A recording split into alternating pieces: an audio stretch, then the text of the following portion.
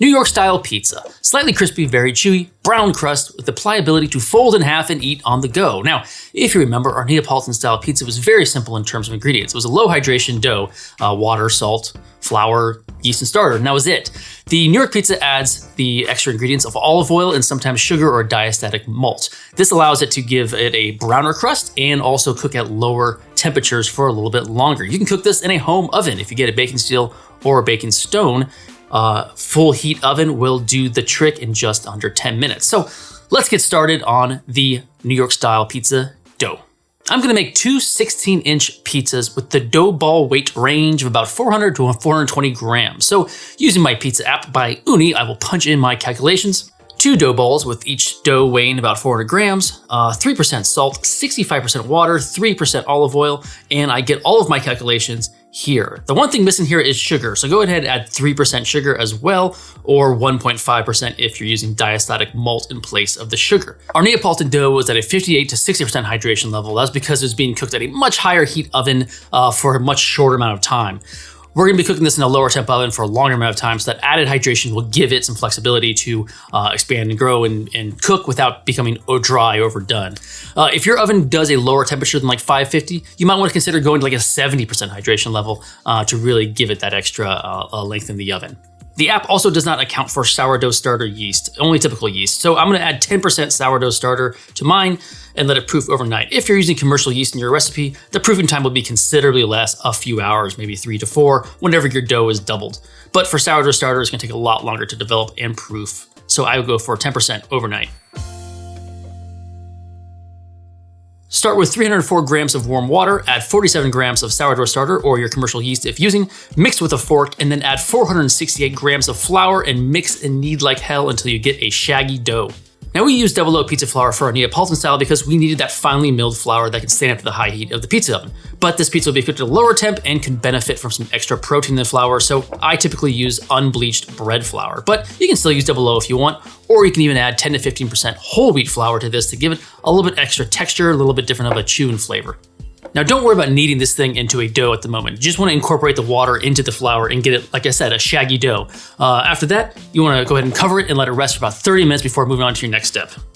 After 30 minutes, come back, add 14 grams of sugar, 14 grams of salt, and 14 grams of extra virgin olive oil, and get your fingers in there and really work in that dough.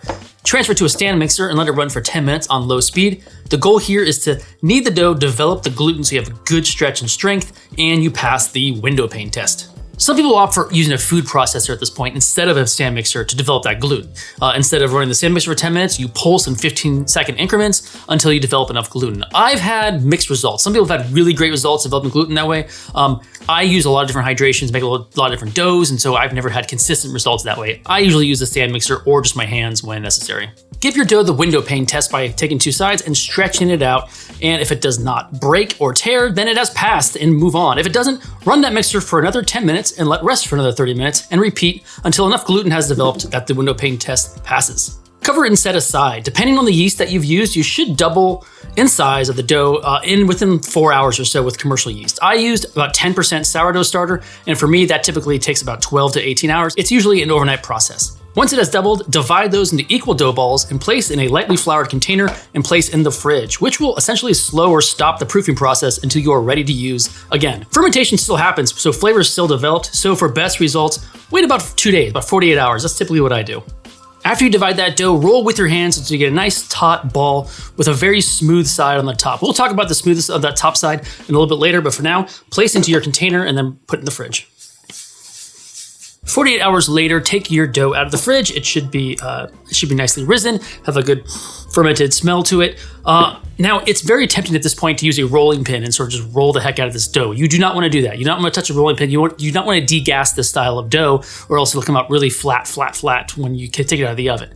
And you also don't want to just like toss it up and start hand throwing it as well. For this process, you want to do a few steps to make sure it's really evened out. First, the flour. Now, you want to use flour on this dough a bunch because it's a little bit stickier than the Neapolitan dough, and so you're going to need a little flour to work with it.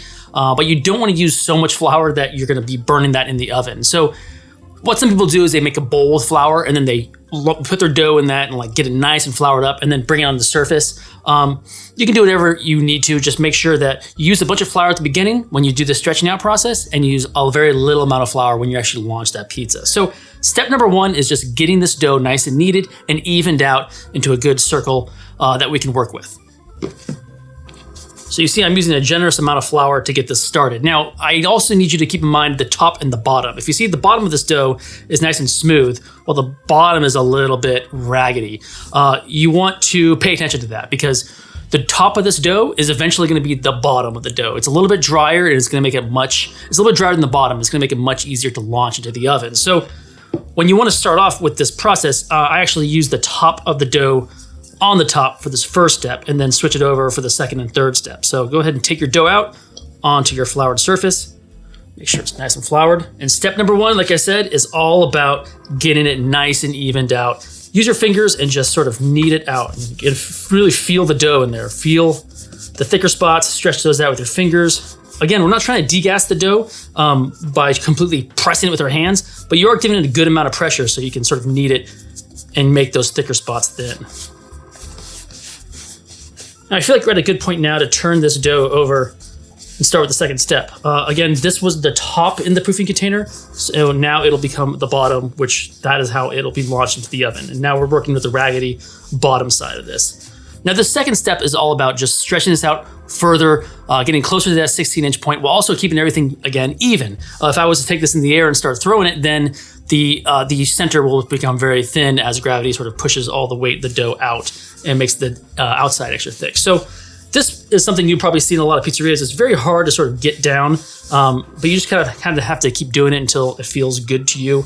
Essentially, you want to use two hands. One is going to sort of keep everything stable. You're sort of like gently press down on one side while using the other hand to sort of stretch and turn it. And so you're sort of working from the outside of the pizza, because the inside, there's a bias for the inside of the pizza to sort of get really thin. And so we need to give extra attention to that outside. Now, the third step, you can, for much more hydrated doughs, much higher hydration, if you're working like 70-75%, this next step might be a little bit hard. It gets easier when you have lower hydration, but it's really all about bringing this pizza up and letting gravity do a lot of the work here.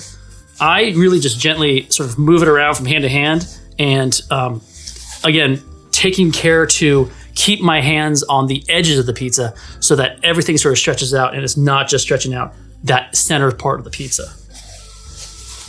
Well, there you have it, about 16 inches of my pizza dough all stretched out, ready to go. Again, this is like 65% hydration, with a little bit of extra hydration from that olive oil, a little bit of extra hydration from that sourdough starter. So it's getting closer to like 70% for mine. So it might be a little bit, mine might look a little bit wetter than yours if you're using commercial yeast or a little bit less olive oil. But try to aim for that 62 to 65% hydration range. That'll make it much easier to work with. Now, the sauce we used for the Neapolitan style pizza was pretty much untouched. It was San Marzano tomatoes, crushed, a little bit of salt, pepper, olive oil, and went into the pizza, into the oven uncooked. For the New York style, we're actually using a cooked sauce. Heat a saucepan up on medium-high heat with a little bit of olive oil. I like to add a sprig of basil and a half an onion. Cook until fragrant, then add a couple of cloves of sliced garlic until almost brown.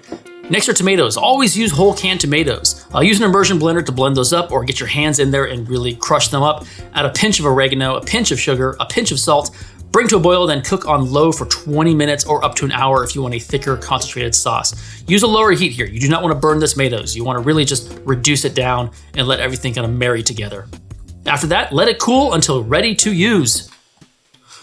Now it is time for assembly. The first thing you want to do is wiggle that piece around, make sure that it's nicely sliding around that pizza peel. I like to use wooden pizza peels for this. I talked about it before. The porous material, the wood, just gives it a lot more of a slide. When you start using metal pizza peels, those are great for pulling a pizza out of the oven, but they tend to stick pretty quickly. So for assembly, a little sauce goes a long way. We take a little bit of our sauce, start in the middle, and we just circle it around. Next, we have low moisture mozzarella cheese. You can do a little bit of a blended cheese here, add a little bit of cheddar, a little bit of jack or something, but make sure your ratio is mostly low moisture mozzarella. Fresh mozzarella may be a little too wet for New York style pizza, so low moisture is great. Is a great melting cheese for this thing. Eyeball it. We used precise measurements so much for the dough. There is probably an optimal weight in grams for this cheese, for the toppings, but at this point, you're allowed to jazz it up a little bit. Do what feels right. 1 to 2 toppings is really great for this hydration of New York style pizza dough. Now that oven has been preheating at 550, the highest my home oven will go with the baking steel and the stone, for about an hour. So that thing should be nice and saturated. That steel should be holding that heat really, really well. So let's go ahead and launch. Now every home oven will be different. What I do is I sandwich my pizza on a pizza steel with a cast iron dish right above it to radiate some heat. I toss it into the 550 Fahrenheit oven and I check on the bottom at about the 7-minute mark. If it looks about done on the bottom and the crust looks risen, then what I'll do is I'll crank the broiler on and I'll hold it up and try to cook the top to even out the process. Remember, you don't want to just let the pizza sit in the oven over a long period of time if there's uneven cooking, because the pizza will get dense and dry. Aim for 7 to 10 minutes of total cooking time at the 550 Fahrenheit mark. And out of the oven, we have a 16-inch New York style pizza, half pepperoni, half cheese. Go ahead and let that cool for about a minute and then give that a cut. See, the bottom side came out nicely browned, a little bit of black leoparding, very minimal sort of crust buildup on the bottom, just enough to give it a little bit of structure to hold those toppings. The bottom side of the pizza gives that nice crisp crunch right before you get into this really chewy, tender inside. It's very pliable, it folds very easily.